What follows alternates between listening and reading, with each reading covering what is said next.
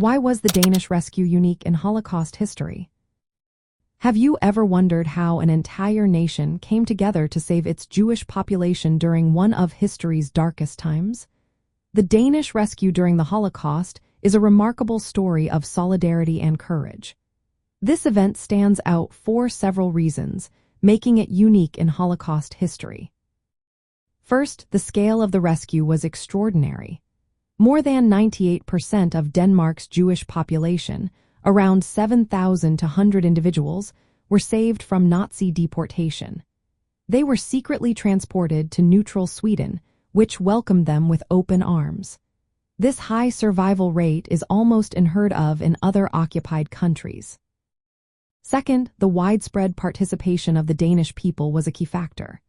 Unlike many other nations under Nazi control, the rescue effort involved a broad consensus across Danish society. People from all walks of life, intellectuals, clergy, police, workers, and everyday citizens, came together to protect their Jewish neighbors. This collective action was a powerful rejection of Nazi ideology and a strong affirmation of Denmark's democratic and humanitarian values. Another important aspect was the early warning that allowed for an organized response. A German diplomat leaked the Nazi plan to arrest Danish Jews before it was put into action. This crucial information enabled Danish authorities, resistance groups, and citizens to mobilize quickly. They hid Jews and arranged their escape by sea to Sweden, which had declared it would accept Jewish refugees. Denmark's political and geographic context also played a significant role. The country was lightly occupied compared to others and maintained some degree of governmental autonomy until August 1943. During the early years of occupation, Danish Jews were not subjected to anti-Jewish laws or forced registration. This allowed their community to function relatively normally. The proximity of Copenhagen to Sweden, just under 20 miles across the sea, made escape feasible. Even after the German military took direct control and ordered the arrest of Jews, many Danish officials and citizens resisted. The Danish government initially tried to protect its Jewish population.